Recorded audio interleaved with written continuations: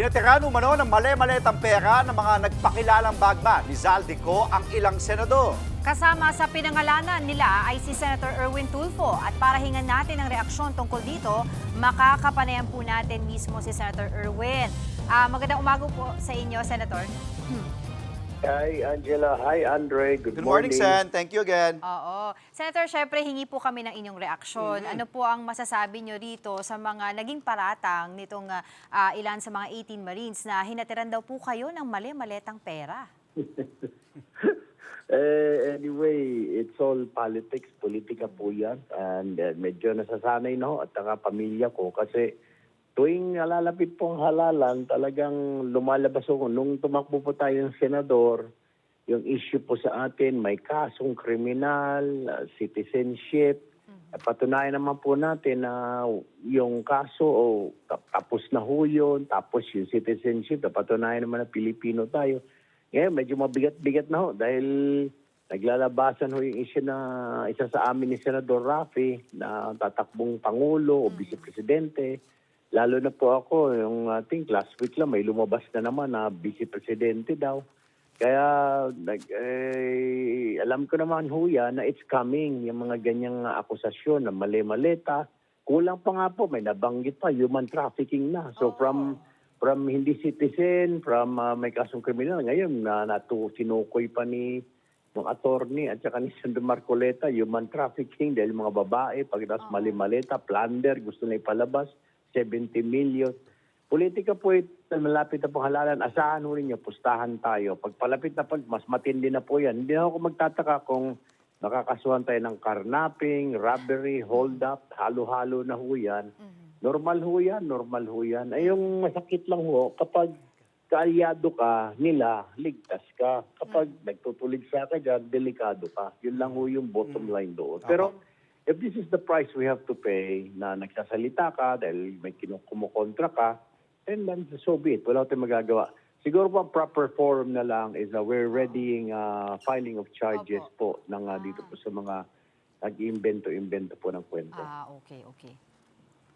Sir, nag-oath-taking pa tong mga nagpakilalang bagman nga po, no, Sen. Erwin, sa hearing ng Cayetano Block kahapon. Ang tanong, yun nga po, legal ba yun? May visa ba to? Wala pong legality po yun. Sila lang po nag-oath-taking kasi number one, ako na po ang chairman ng Blue Ribbon. May bago na po tayong acting Senate President po ngayon, si acting Senate President Gatchalian. And through his power, tayo po na-elect ng quorum nung Wednesday as the new Blue Ribbon. Thereby po, na-dislodge na po si Alan Peter Cayetano bilang SP. Siya po ay ordinary senador na lang ngayon. O we can call it minority. Nagkaroon ho ng botohan. Ako po yung pumalit kay P. Cayetano na bagong chair. Kaya wala na po silang authority. Kung pansinin ho ninyo, wala nga po mga tao sa likod nila. Yung mga recorder, stenographer, wala po. Wala pong staff po ng Blue Ribbon. Wala rin po yung preview, nagre-record po para mapanood natin sa social media. Wala po. Napanood lang sila sa mga TV, ng mainstream, at saka mga dyaryo, radyo. Pero doon po sa Senate officially. So wala po patutunguhan po yun. Hindi po recorded ho yun. Talagang ang purpose lang nila kasi it was already declared na no hearing po. Ang ginawa pa nga po ni presiding officer, acting Senate President Gatchalian, ay dinaklarang work from home po yung mga staff dahil yung ina-anticipate namin yung gulo sa labas. So thereby, yung mga nakikita ho ninyong tao doon, mga security nila yun, mga personal staff po nila yun, yun po yun. Pero wala pong hearing, hindi po maituturing na hearing yun dahil wala hong hearing. Dahil ang hearing talaga ng Blue Ribbon is on Monday po. So kahapon po yung forum lang nila, yung press conference lang, whatever they want to call it, pero definitely hindi po hearing ng Blue Ribbon. May sinasabi nga po itong si Senator Cayetano kahapon na humarap daw po kayo dito sa hearing kung gusto po ninyong sagutin yung mga naging alegasyon ng mga dating bagman. At ano po ang inyong reaksyon dito? Willing ba kayo humarap sa hearing? Paano po ako haharap? Illegal po yun. Kung humarap po ako doon, then tinatanggap po namin na hearing po yun. It is not a hearing po, like I said. Sa Monday po, sasagutin ko siya. Dahil lahat naman po sila sa minority member po ng Blue Ribbon. Ginawa ko na po sila lahat member. di doon ho kami magbalitaktakan, then doon po ako sasagot. Doon ko po sasagutin siya, pati yung ma-range kung gusto niya. So, I hope darating po siya at saka yung mga tauhan ho nila. Opo. Sen. Kasi Erwin, kung kahapon, hindi po ako nag-attend dahil hindi po hearing press conference po yun nila. Forum po yun eh. Hindi po Opo. recorded. yun nga po, Sen. Erwin, ngayon nga po na kayo po ang kinikilala bilang chairperson ng Blue Ribbon Committee, no? Ano po yung plano sa Lunes? Tuloy po ba yung hearing? At sabi nyo nga po, you open to everyone. Magtanong sila. Kahit ano pa itanong nila, unlimited. At pumunta, tuloy po ba yon yung Blue Ribbon Committee hearing sa Lunes po? The mere fact po na in-invite namin sila kasi para wala sila masabi na tinatago namin, pinagtatakpan namin, kaya nga po ginawa na po namin nila silang member. Actually, ang Blue Ribbon po ang pinakamaraming may komite, 17 po. From the total po noon, majority, minority. Opo. Ngayon po, para wala namang sabi, 22 na lang ho kami, so may natitirang 5, sinama ko na rin po. Sumama na kayo ditong 5 dyan sa minority para makapagtanong kayo, makapag-imbestiga. Tapos yung unang listahan lang na papatawag po ng committee nila, sinundan lang po namin, binawasan lang namin yung mga alias-alias doon. Saan namin papadala yung invitation, yung notice. Siyempre, tinitignan namin anong katuturan nito, anong papel nito. Sa mga oras po na ito, inaalam po ng mga staff po ng Blue Ribbon, yung mga aside sa 18 Marines, may mga pangalan po sila doon. Ano ba papel nito? Kasi kung ang papel lang ng mga iimbitahan po, baka gawa-gawa lang naman, baka another sundalo na naman at hindi na naman pakita. May problema ho tayo. Tsaka sa Lunes po, bawal na po yung mga surprise witness. Dapat po ibigay nila sa Blue Ribbon yung mga gusto lang imbitahan. Yun po ang tamang proseso. That is the right process na kung member ka ng committee, sabihin mo sa Blue Ribbon na secretary, ito gusto ko maimbitahan ito, tawagin natin.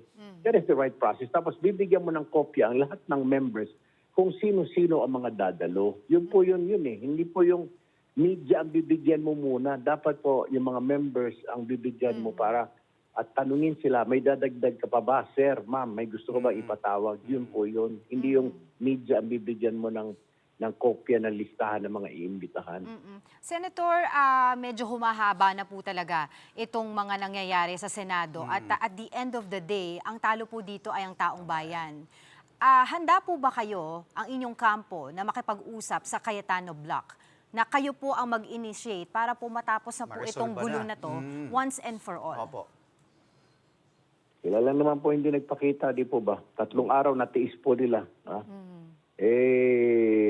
Natiis po nila ng 3 araw na hindi pumasok. So ang kawawa po ang taong bayan, we were there. Okay? Nag-walk out po sila nung hindi po nag-walk out, kundi binoykot po nila nung inaresto si Senator Jinggoy. Pagkatapos hindi po sila nagpakita. Kaya on the third day, violation na po ng Constitution po yun, na kailangan alam ng isang legislatura, dapat alam ng Congress kung bakit walang sesyon ng Senado. Hindi po pwede, lalabag po sa Constitution na yun kung hindi alam ng isa't isa bakit walang ikang pasok yung isa. So we took over dahil may numbers naman po kami. At saka, ewan ko bakit na natawag na Cayetano Block, Gatchalian Block. Gawa-gawa lang ho nila yun. There is no Cayetano Block anymore. It is just majority block led by Sherwin Gatchalian and the minority block. Yun lang po. Bahala po sila kung sino po nilang gustong i-elect. Dahil kami po, meron na pong mga committee chairmanship. Meron na po tayong pro tempore. Meron po tayong majority floor leader. So, ang tawag po namin sa kanila is minority.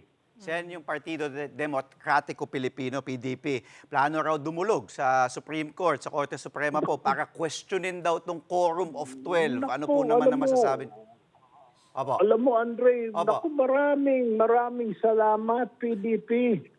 Thank you. Sabi, kahapon pa ho kami nagbubunyi na naisip, wag na ho ninyong isipin, dalhin nyo na po sa Korte Suprema para malaman ho natin, diretsahan.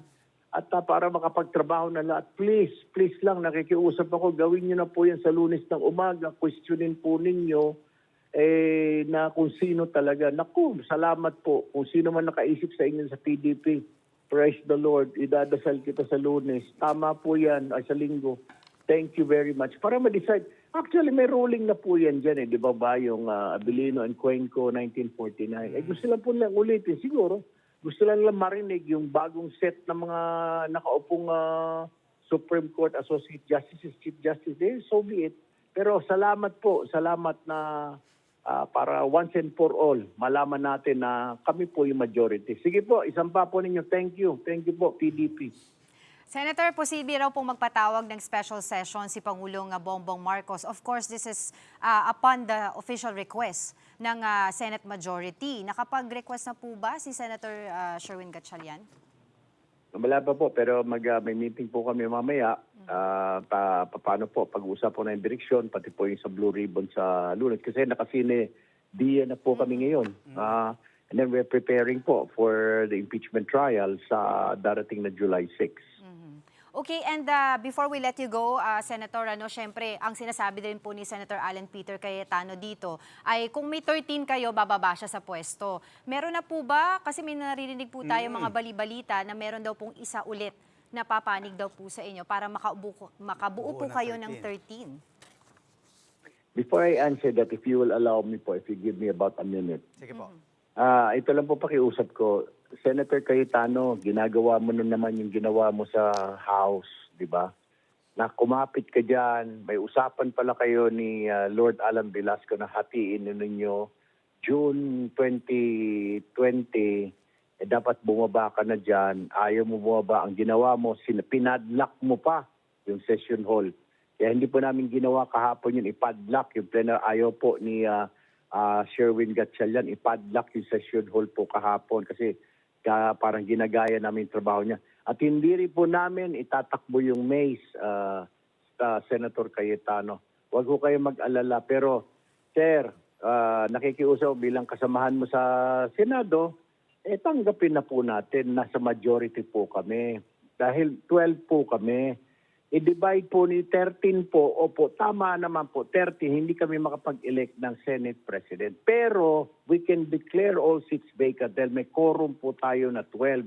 22 na lang po tayo, sir. 13 po, 13 pag ika nga tayo po ay mag-elect ng Senate President. Kaya nga po, pro tempore lang po ang i-elect po namin, presiding officer, si Sherwin Gatchalian po, dahil may quorum po kami at majority po kami.